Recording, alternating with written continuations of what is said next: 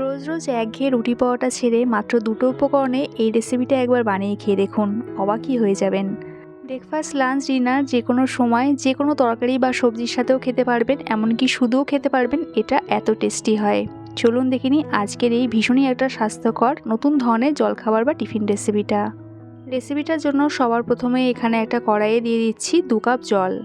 জলটা কিন্তু খুবই গুরুত্বপূর্ণ এই রেসিপিটার জন্য, তাই যে কাপ মেপে আপনারা জল নেবেন সেই কাপ মেপেই কিন্তু বাকি উপকরণটা নেবেন। এবার এই জলের মধ্যে দিয়ে দিচ্ছি হাফ চামচ গোটা জিরে, এর সাথে স্বাদমতো নুনটা দিয়ে দিলাম। নুনটা একটু বেশি করে দেবেন, আর অল্প একটু চিলি ফ্লেক্স দিয়ে দিলাম। চিলি ফ্লেক্সটা এখানে অপশনাল, চাইলে আপনারা নাও দিতে পারেন। এর সাথে এখানে একটা নিয়েছি মিডিয়াম সাইজের কাঁচা আলু। আলুটা খুব ভালো করে ছাড়িয়ে ধুয়ে এরকম একটু গ্রেট করে নিয়েছি, আর ধুয়ে নেওয়ার পর এরকম একটা ছাঁকনির মধ্যে রেখেছিলাম যাতে জলটা পুরোপুরি চলে যায়। তো আলুটা এখানে দিয়ে দিলাম।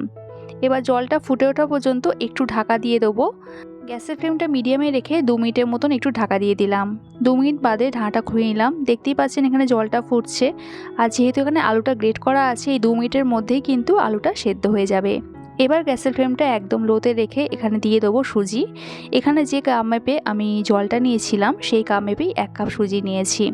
একেবারেই পুরো সুজিটা ঢেলে দেবেন না, এরকম অল্প অল্প করে সুজি দিতে হবে, আর এরকম কন্টিনিউ নাড়তে চাড়তে থাকতে হবে। তবে কিন্তু সুজির লাম্পসটা তৈরি হবে না, খুব ভালোভাবে এটা মিশে যাবে। টোটাল সুজিটা দিয়ে দেওয়ার পর এরকম কন্টিনিউ নাড়তে চাড়তে থাকতে হবে যতক্ষণ না এটা একটা ডো ফর্মে চলে আসছে। গ্যাসের ফ্লেমটা কিন্তু লোতেই রাখবেন, নাহলে কিন্তু এটা দলা পাকিয়ে যেতে পারে। 2 মিনিটের মধ্যেই দেখবেন যে সুজি এরকম একটা ডো ফর্মে চলে এসছে, আর কড়াইয়ে গা থেকে ছেড়ে আসছে। এই স্টেজে কিন্তু গ্যাসটা আমি অফ করে দিয়েছি। এইবার এই সুজির ডোটা একটা এরকম প্লেটের মধ্যে ঢেলে নিলাম। একটু ঠান্ডা করতে দেবো, যেহেতু এটা মাখতে হবে। একটু ঠান্ডা হয়ে যাওয়ার পর এখানে দিয়ে দিলাম বাইন্ডিংয়ের জন্য 2 চামচ ময়দা। ময়দার বদলে এখানে চালের গুঁড়ো কিংবা আটাও দিতে পারেন। আর দিলাম এখানে 2 থেকে 3 চামচ মতন সাদা তেল বা রিফাইন্ড অয়েল। সবশেষে দিয়ে দিলাম একটু ফ্রেশ ধনেপাতা কুচি। এইবার এটা ভালো করে মেখে নেবো। যেমন আমরা ডো মাখি ঠিক সেরকমই কিন্তু একটা ডো ফর্মে চলে আসবে, যেহেতু এখানে তেল আছে, বাইন্ডিংয়ের জন্য ময়দা আছে।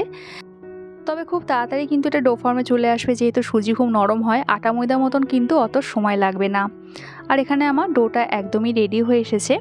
এবার হাতটা খুব ভালো করে এখানে আমি ধুয়ে নিয়েছি, আর হাতের মধ্যে একটু তেল ভালো করে মেখে নেবো, যাতে ডো থেকে লেচিটা কাটতে সুবিধা হয়।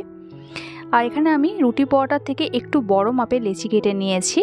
হাতে যেহেতু তেল মাখা আছে, হাতে কিন্তু এটা সুন্দর একটা শেপ হয়ে যাবে। পিঁড়ে আর বেলুনিতে একটু তেল মাখিয়ে নেবো ভালো করে। আর যতবার লেচি বেলবেন তার আগে একটু এরকম পিঁড়ে বা বেলুনিতে তেল দিয়ে দেবেন। এবার লেচিটা একটু এরকম গোল করে নিলাম, আর এবার এটা বেলে নেবো। আর যেহেতু এটা সুজি ভীষণই নরম, আলতো হাতে এটা একটু বেলে নিতে হবে। খুব একটা পাতলা হবে না, একটু মোটা থিকনেসের হবে, দেখে বুঝতেই পাচ্ছেন। এবার এখানে আমি এটা এরকম টিফিন কৌটোর ঢাকনা নিয়ে নিয়েছি। এটা বসিয়ে একটা গোল মাপটা দিয়ে দেবো। এইভাবেও কিন্তু রাখা যায়, তবে এইভাবে যদি কেটে নেওয়া যায় তাহলে সবগুলো একই মাপের হবে আর দেখতেও সুন্দর হবে। সাইডে অংশটা নিয়ে নিলাম, আর যে ডোটা আছে তার সাথে আবার এই অংশটা মেখে নেব।